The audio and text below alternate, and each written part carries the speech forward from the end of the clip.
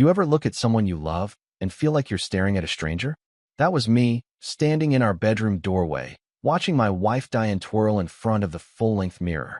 She was wearing a brand new designer outfit, something glossy and tight, the kind of thing that didn't come from any clearance rack. Her eyes sparkled with vanity, admiring herself from every angle like I wasn't even there. "Wow," I said, leaning against the doorframe, forcing a smile. "That dress ought to be illegal. I might need to call the fire department just to cool down." She didn't even blink, didn't laugh, didn't turn, didn't smile, just adjusted her lipstick and said, flat as a brick wall, "You're always so dramatic, James." I chuckled, though it came out hollow. "You know, it's been 2 months. She turned then, slowly, like I'd just ruined her night by speaking. 2 months since what? You know what? I took a few steps closer. Since we last connected. She snorted. "God, James, not this again." "What do you mean, not this again? We're married.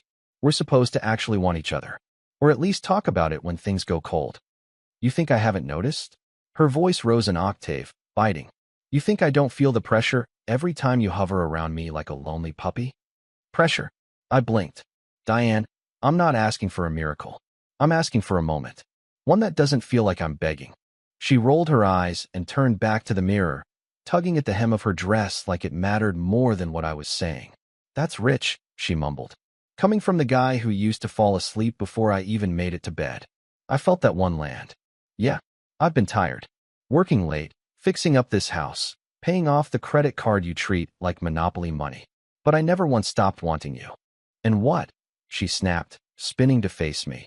"You think Chinese takeout and 2 compliments are going to turn me into your fantasy again? That's not fair."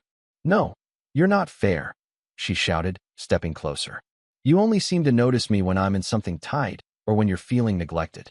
Do you even hear yourself?" "I notice you all the time, Diane," I said, my voice low. "I notice you when you spend 2 hours getting ready and don't look at me once. I notice how you stopped kissing me goodnight. I notice how the woman I married is in the room, but not with me." The silence after that was thick. She stared at me, arms crossed, jaw locked. Then she said the coldest thing I've ever heard. "Maybe I just don't feel that way about you anymore." I felt something in my chest cave in. Not shatter, just quietly collapse. Like drywall behind a fresh coat of paint. She turned away, started smoothing her hair again. I couldn't move. Couldn't breathe. My fingers twitched at my sides, aching for something to hold on to. Anything. I walked out of the room without another word. I didn't say anything for months, hoping maybe she was going through a phase. But phases pass. This felt permanent.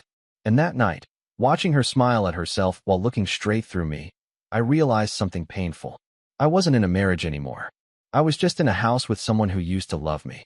The next day, I found myself pushing fries around a plate at Murphy's Grill, a little corner diner just down from the office. I'd been coming here for years, mostly out of habit. The food wasn't great.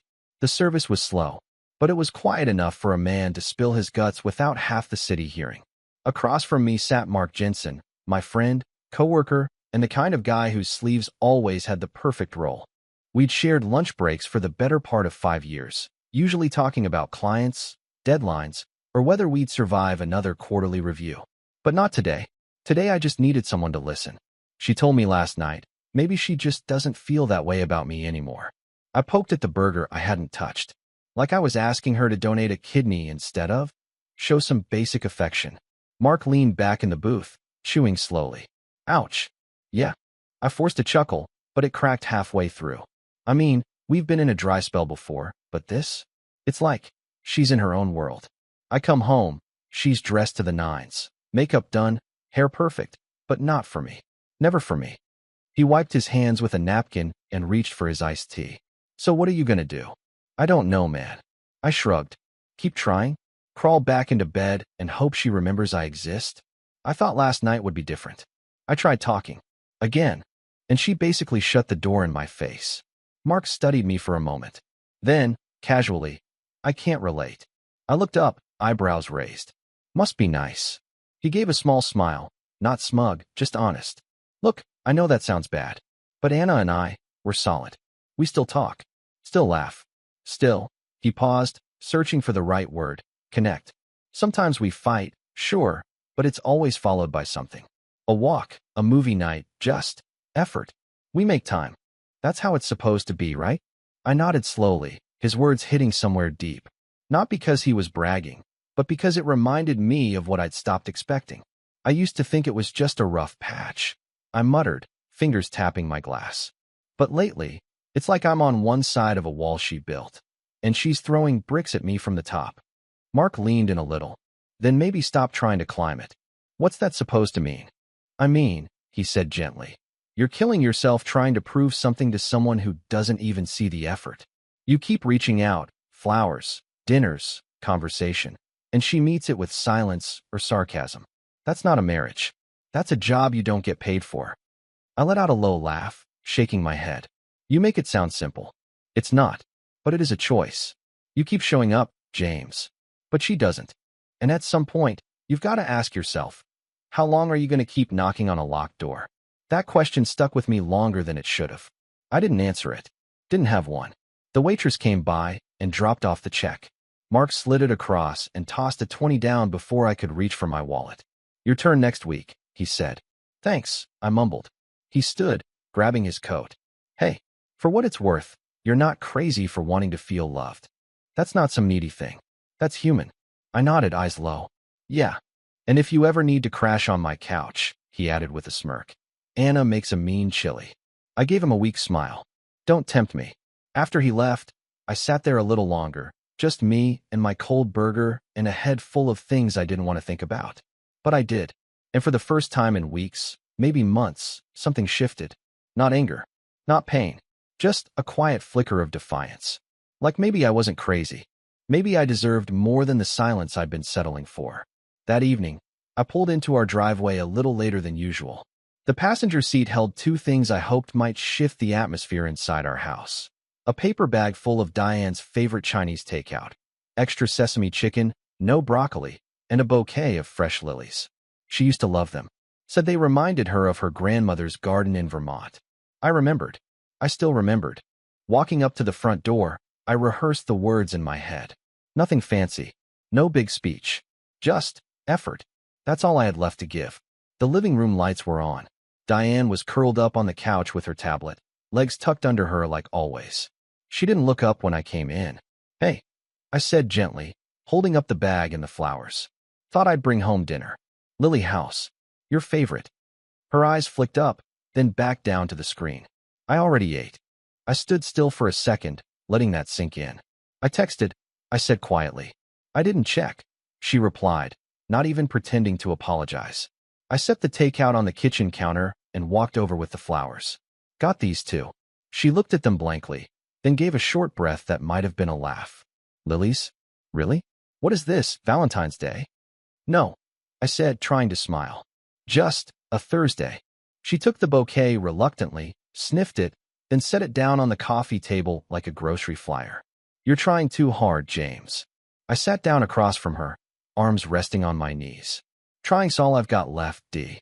She shook her head. I just don't understand why you keep doing this. Like, what exactly do you think is going to change? Flowers and takeout aren't therapy. I'm not trying to fix us in one night, I said, my voice calm but steady. I'm trying to reach you. Just get a little piece of you back. Diane stared at me for a moment, then muttered, maybe that piece doesn't exist anymore. That one cut deep. I didn't say anything right away. After a long pause, I tried one last angle, gentler, a little vulnerable. That dress from yesterday, I said softly. You looked beautiful in it. Couldn't stop thinking about it all day. Thought maybe tonight, if you wore it again, maybe we could try. Are you serious? She snapped, finally looking straight at me. You bring home greasy food and some discount lilies, and now you want me to play dress up like some prize wife from a 90s sitcom? I sat back, stunned. That's not what I meant. But that's what it feels like, James. You keep treating me like a broken vending machine. Push the right buttons, maybe you get something out of it. Her words echoed across the room. I'm trying to be your husband, I said, low and tired. But I can't do it alone. I miss you. I miss us. But if you've already made up your mind, then just say it. She stood, gathering her tablet and the throw blanket. I'm tired. That's not an answer. She looked down at me, her face blank. It's the only one I've got. Then she turned and walked down the hall to the bedroom. closing the door with a soft but final click. I sat there, staring at the untouched food and the lilies wilting in the warm lamplight. No yelling, no slamming doors, just silence, and the slow, steady realization that I was the only one left trying. The house was quiet, too quiet, the kind where you hear the clock ticking and feel every breath like it's echoing in the walls. Diane had gone to bed 2 hours ago, alone, again. I stayed in the living room for a while, watching a basketball game I didn't care about, just for the noise. Eventually, I wandered into the office. My old leather chair creaked under me as I sat, staring at the screensaver on my monitor. A ripple of stars floated across the black screen like some ironic metaphor. I wasn't even sure why I opened the banking app. Maybe I needed distraction. Maybe I needed to feel like I was in control of something. The screen lit up. Our joint account. I scrolled without thinking. But then I stopped and scrolled back up. $180. Eden Spa and Wellness $249. Belvo Boutique $342. Skin Haven Med Spa $92. Glow Bar, nails my brow furrowed. That was just in the last 8 days. More entries followed. Designer stores. Premium salon visits. A custom fragrance shop I didn't even recognize. I clicked into the month's spending summary. We'd spent more in personal beauty care this month than we had on groceries. Correction, she had. I sat there staring at the screen, my jaw set. 2 months of cold shoulders, rolled eyes, and sarcastic digs, while she pampered herself like royalty. While she lived in spa robes and boutique outfits. While I spent my evenings eating reheated leftovers and talking to someone who only looked up from her tablet to dismiss me. I didn't speak. I didn't curse. I didn't slam anything. But something inside me cracked open, not in pain, this time. In clarity. I leaned back slowly, arms folded, staring at the numbers like they were telling me a story I'd somehow missed. A story about where her energy had gone, where her care had been spent, and it hadn't been on us. She was investing in herself, in her image, in how the world saw her. But not in me, not in us. And I had allowed it. That thought didn't bring shame. It brought something steadier. Resolve. For the first time in a long while, I wasn't thinking about how to win her back. I was thinking about how to win myself back. I closed the laptop slowly. The soft click of the lid felt like punctuation on a sentence I hadn't had the courage to say out loud. Not yet, but soon. Because something had shifted tonight. Not in her. In me. The morning light filtered in through the blinds like nothing had changed. But something had. I woke up early. Earlier than I needed to. Diane was still asleep, curled away from me in that familiar position, like the edge of the bed was safer than sharing space. I watched the ceiling fan spin lazily for a few minutes, then slid out from under the sheets and padded quietly to the kitchen. Coffee brewed. My laptop glowed, and I opened up a tab I hadn't touched in years. Flights to Oregon. One way, refundable. Flexible dates. 3 years ago, I'd promised the guys we'd do an annual coastal meetup. Just a handful of us from college who used to surf together, crack bad jokes, and talk about everything but work and bills. But life got in the way. Or maybe I let it. This time I booked it. No hesitation. 3 nights. Cannon Beach. Nothing fancy. Just a rental with sand in the floorboards, a fire pit out back, and a view of the water that could melt stress right off your shoulders. When Diane walked into the kitchen, hair a mess, mascara smudged under her eyes, she looked surprised to see me dressed, bags already near the door. "Where are you going?" she asked, blinking. I poured a second cup of coffee and slid it across the counter to her. "Oregon. Taking a few days to reset." She squinted. "Like, a work thing?" I smiled faintly. "Nope. Just space." "Space," she repeated, her voice flat. "Yeah, it's been a while. I need to clear my head." She glanced at the suitcase, then at me. "And you didn't think to talk about it first? You didn't think to talk about the $340 at Skin Haven Med Spa," I said gently. Her mouth opened slightly, then closed again. No response. I picked up the bags and headed for the door. "I'll call you when I land." That was it. No goodbye kiss. No hug. Just her standing barefoot in the kitchen, holding a cup of coffee she didn't even want. I landed in Portland a few hours later, and the moment that salt-tinged air hit my face at Cannon Beach, something uncoiled in me. Marcus, Jay, and Ellis were already at the house. Beers in hand, fire pit blazing, cooler full of fish tacos. They hollered like I was some long-lost hero returning from battle. Look who actually showed up without a leash around his neck. Jay laughed, clapping me on the back. Miracles do happen, Ellis said, tossing me a cold bottle. I didn't say much at first. Just let it all wash over me. The wind, the laughter, the freedom in their voices. We stayed up late, swapping stories, roasting marshmallows, and poking fun at our receding hairlines. By day 2, we were out on the water. I hadn't surfed in years, but the board remembered me better than I remembered myself. I wiped out more than I stood, but every splash felt like a baptism, a cleansing. We sat on the beach afterward, sandy and breathless, watching the waves roll in. Marcus elbowed me. You're smiling. Haven't seen that in a while. I wiped salt water from my eyes and shrugged. Feels like I've been underwater for months. Didn't realize how deep I'd sunk. Sometimes you gotta leave to remember who you are, he said. I nodded. The tide whispered in agreement. That night, I walked the beach alone, barefoot. The sky was streaked with indigo and gold. I let the cool sand press between my toes and listened to nothing but the sea and the beating in my chest. And for the first time in a long time, I felt it. Me. Not the man trying to fix what didn't want fixing. Not the husband begging for scraps of connection. Just James. And that was enough. The sun was starting to dip when my phone buzzed against the driftwood bench beside me. I was sitting outside the rental house, watching the sky melt from gold to lavender. A half-finished bottle of root beer sweated beside me, and the guys were down at the fire pit, arguing over who was the worst surfer. I could hear their laughter rolling in with the breeze. Diane, incoming call. I let it ring twice before answering.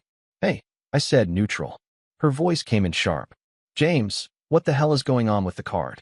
I blinked, pulled the phone from my ear, glanced at the screen again like I might have misread her name. I'm sorry. I just tried to pay for my nail appointment, and it declined. Twice. Then I checked the app. There's nothing left. Not on the joint card. Nothing. I leaned back, letting the cool wood rest against my spine. Yeah, I'm aware. You're aware? She snapped. Are you out of your mind? Why would you cut off our account without even telling me? I didn't cut it off, I replied calmly. I froze the spending. Temporarily. Until I've had time to review everything. She scoffed. You don't get to just decide that. I do actually, I said.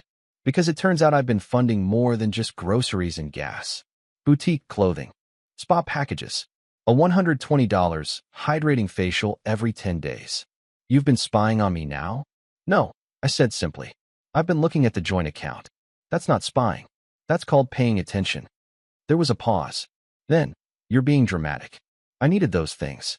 They helped me feel like myself. While I stopped feeling like anyone at all, I asked. My tone never changed. Not once. Diane, this isn't revenge. It's rebalancing. I'm just making sure we don't keep spending money on appearances while the foundation's rotting. Oh, now you're some philosopher. I didn't reply. Just let the silence fill her side. She huffed. So what? You freeze the account, take off on some solo trip, and expect me to what? Sit here and think about my choices? I expect you, I said carefully, to understand that things are going to change. I'm not asking for permission. Her voice cracked. Just a little. Wow. So that's where we are now? I could hear it. That flicker of disbelief. The sound of control slipping from her hands. I stood and walked slowly toward the edge of the bluff, letting the wind catch my words. Yeah, I said. That's exactly where we are. Then I hung up. No yelling. No insults. Just a clean, deliberate end to the call. And for the first time in months, maybe years, I felt it. Not anger, not fear. Just control. The flight home felt different than the one that took me away. Lighter. I came back without souvenirs, without guilt, without the weight of needing to fix anything. Just a carry-on bag and the kind of clarity you can only find standing knee-deep in Pacific salt water, staring at your own reflection in the tide. When I stepped into the house, it smelled like citrus and perfume. Diane had cleaned or hired someone to. The floor gleamed. The living room was staged like a magazine spread. For a moment, I almost believed in the illusion. She was in the kitchen, placing a mug on the counter like she'd been waiting. You're back early, she said without turning. I set down my bag, calm as glass. I'm back when I said I'd be. She finally faced me. Her makeup was done, lips glossed, hair brushed into careful waves. Presentation, perfect. Emotion, unreadable. I motioned toward the dining table, We need to talk. She folded her arms. About what? I pulled out a chair. Sat down. About what I expect moving forward.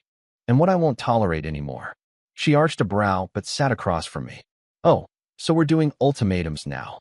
No. I shook my head. We're doing honesty. She rolled her eyes. Fine. Let's hear it. I leaned forward, elbows resting on the table.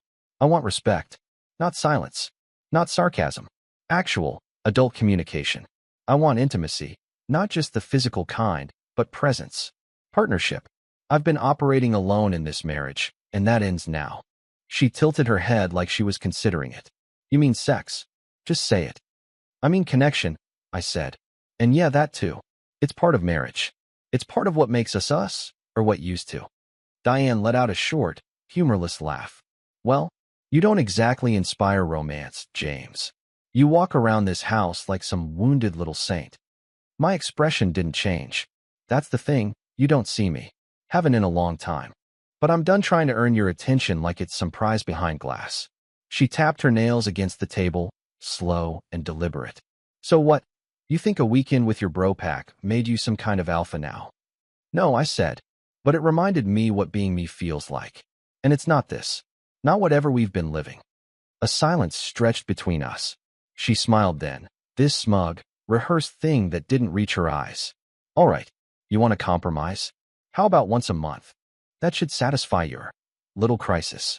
The words hit the table like a dead bird. I stared at her. And then, I laughed. Not out of joy. Not out of bitterness. It was the kind of laugh that escapes when you finally stop pretending. Once a month. I said, shaking my head. Then you deserve only $10 a day. Her smile faltered. What? You heard me. I said. If my value's measured by a calendar box, then so is yours. $10 a day. No more spa trips. No more boutique runs. No more swipe and ignore. You want transactional? Fine.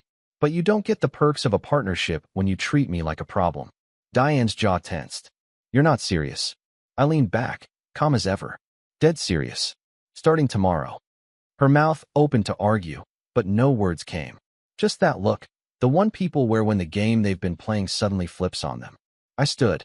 We're either going to rebuild this marriage together, I said quietly, or I'm going to rebuild my life without you. I'm giving you the respect of choosing which. Then I walked past her, poured myself a glass of water, and left the kitchen without looking back. Behind me, silence. No snark. No noise. Just the slow realization that I was done asking for a seat at a table I helped build. 3 days passed. 3 days of silence wrapped in politeness. Of Diane walking like she was balancing something fragile on her head. No slamming doors. No cold glares. Just calculated quiet. On the fourth morning, I walked into the kitchen, briefcase in one hand, a crisp $10 bill in the other. She was standing by the coffee pot, already dressed. Cream-colored blouse, delicate gold earrings. She looked up as I set the bill on the counter. What's this? Your allowance, I said plainly, reaching for my travel mug. Her eyes narrowed. You're joking. I screwed the lid on my mug and looked at her. Nope. $10 a day, remember? Just honoring the agreement. She laughed, short and sharp, but not amused. You're being petty. No, I said calmly. I'm being exact. Like you were.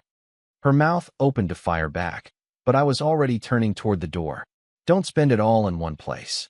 That one hit harder than I expected. Behind me, I heard the coffee pot hiss, but no footsteps followed. I left the house with a strange quiet settling in my chest, like someone had finally stopped yelling inside my head. But later that day, something shifted. I came home to dinner. Real dinner. Diane had cooked, actually cooked. Not defrosted. Not ordered. She even lit candles. Thought you might want something warm, she said, setting down a plate of roast chicken and mashed potatoes. Your favorite, right? I blinked. Since when are you? Just. Thought we could hit reset. I nodded slowly. Okay. The next morning, she kissed my cheek before I left. The morning after that, she packed my lunch. By the end of the week, she was wearing perfume again, asking how my meetings went, sitting next to me on the couch instead of opposite corners of the house. On the surface, it looked like progress, but something in it felt wrong. I watched her more closely, how she spoke, what she asked, how her eyes flicked toward my phone when I wasn't looking. It was too smooth, too sudden, like a switch had been flipped. like a script had been handed to her. One night, she curled up beside me on the couch, tracing circles on my arm with her finger. Her head tilted slightly, voice low. You know, I've been thinking, maybe we could get away soon. Somewhere warm. Just us. I turned my head slowly to look at her. Why now? She blinked. What do you mean?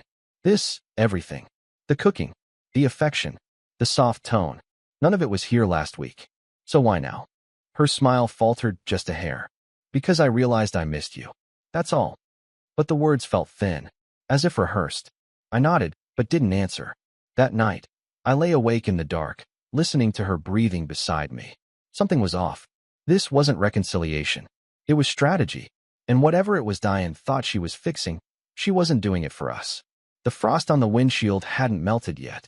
I sat in the driver's seat of my Tesla, letting the heater run on low, watching my breath fog the air while the dashboard booted up. My coffee was untouched in the cup holder. My tie was still loose around my neck. I had no intention of pulling out of the driveway yet. Something had been gnawing at me all week. A feeling I couldn't shake, even through Diane's newfound affection, especially because of it. It was too polished, too sudden, too perfect. She made lemon chicken the night before. My favorite.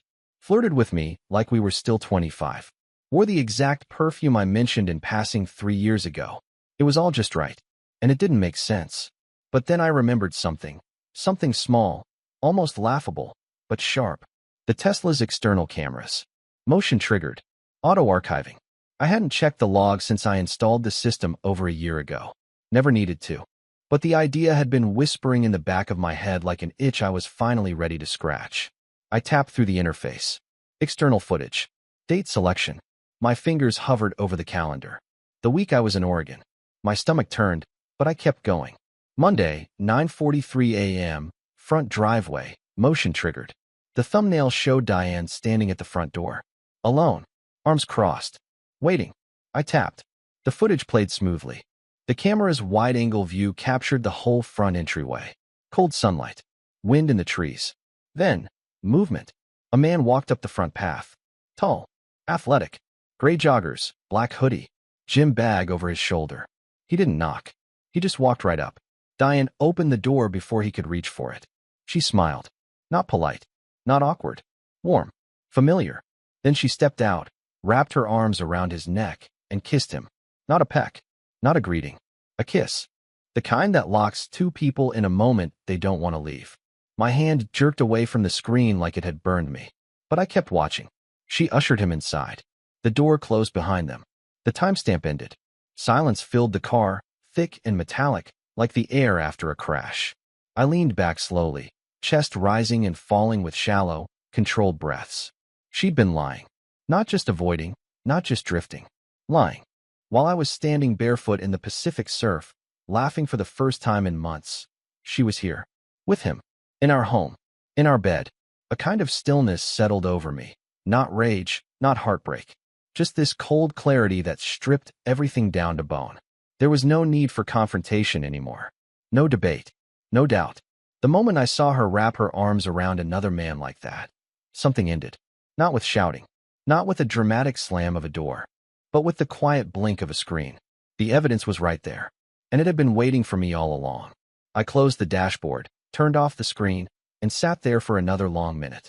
The car hummed softly, like it was waiting for a command I didn't have the strength to give.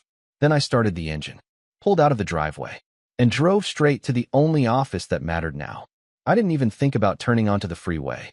I bypassed the on-ramp entirely and instead headed downtown, windshield wipers scraping away a thin veil of mist. My GPS chimed, but I silenced it. I wasn't in the mood for guidance. Not from a screen. Not from anyone. The file from the Tesla was still on the flash drive in my jacket pocket. I hadn't watched it again. I didn't need to. Every frame was burned into my mind. Diane stepping into that man's arms. The way she tilted her head into the kiss like it was muscle memory. The ease. The comfort. The betrayal in its normalcy. By 9:20 a.m., I was in a steel and glass office building, seated across from a man with silver temples and a stare that said he'd seen it all and had patience for none of it. James Langley, he asked, tapping a few keys on his laptop. Tell me what brings you in. I slid the flash drive across the desk. That. He plugged it in. Clicked. Watched maybe 10 seconds before nodding slowly. Clear as day. Is it enough? I asked. To initiate everything? He nodded again. It's more than enough. You want to go uncontested? She'll contest everything, I said. But she won't win. And that was it. Paperwork started sliding across the desk. Names, numbers, signatures, dates. My hand moved steadily across each line, like I was signing off on a transaction, like I was paying for something I'd already lost and was just now admitting it. When I left the office, the sun had risen a little higher in the sky, but I didn't feel it. I just drove home, slowly, letting each turn calm the last of my nerves. That night, Diane was waiting in the living room. Hair curled, soft sweater, her phone put away. Hey, she said gently. I was thinking we could watch something together tonight. Something old, comfort movie? I nodded once, set my keys down. Sure, I said. Got something else to show you first, though. Her face twitched. Okay. I reached into my jacket and pulled out a folded document. Set it carefully on the coffee table between us. She frowned. What is this? Divorce filing, I said. Court dates in 3 weeks. She blinked like I'd just slapped her with a book. Excuse me. I submitted it this morning, I said calmly. With evidence. Her voice dropped. What evidence? I stared at her. The Tesla logs. For a split second, she didn't react. Then her lips parted, and I watched the color drain from her face. You watched that? She whispered. All of it. Silence. Heavy. Stifling. Then she stood up fast, pacing, running her hands through her hair. James, listen. No, I said, standing too. You listen. I stepped closer, voice low but steady. You spent months shutting me out, making me feel invisible. Then you brought someone else into our house, into our bed. And now you want a cozy night with popcorn and Netflix? Tears sprang into her eyes, unspilled but trembling. I didn't mean for it to go that far. I laughed. A short, bitter sound. Then tell me, Diane, how many times a month does he deserve? Her breath hitched. She turned away, covering her mouth. But it was too late. That line, the one she thought was clever, had come back to cut her. And now it bled.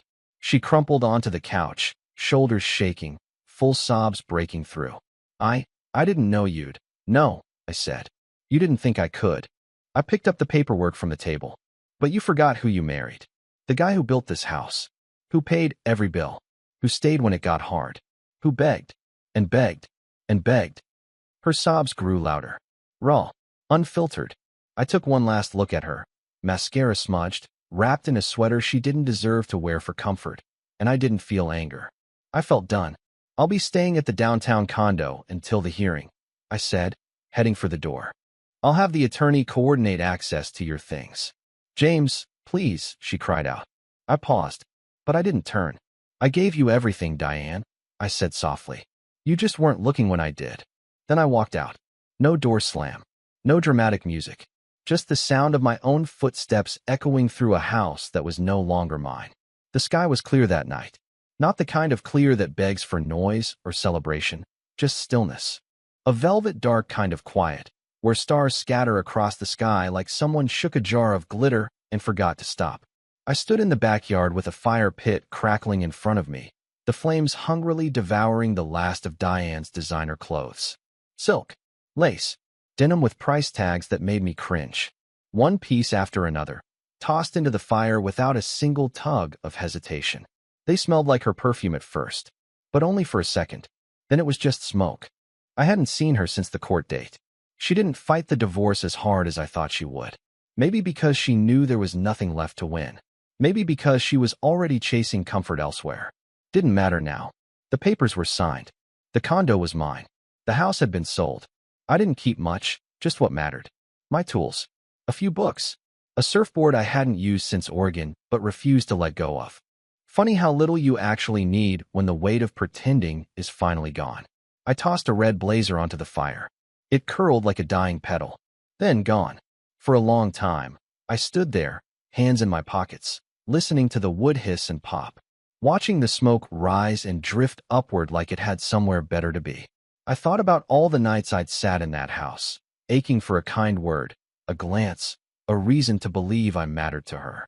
I thought about the dinners gone cold, the conversations that never started, The man I'd become just trying to be enough for someone who never truly saw me. And then I thought about the beach. Salt on my skin, laughter in my throat, friends who didn't measure my worth in gestures or money, but in presence. That version of me wasn't gone. He'd just been waiting for the smoke to clear. I grabbed the last item from the box, a gold clutch, still with the security tag on it. She never even used it.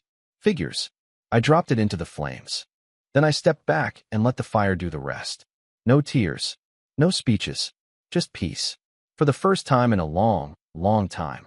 I didn't need her to look at me, because I was finally seeing myself, clearly, and I was enough. And that was the end of my story. But there's one thing I can't stop wondering. When Diane realized the money was gone and called me in a panic, do you think she truly felt remorse, or was it just another attempt to control the situation? If you've ever seen someone switch tones that fast, let me know in the comments. Did she do the right thing, or just react to losing power? Hit that like button if this hit close to home, and don't forget to subscribe. There's more real talk coming.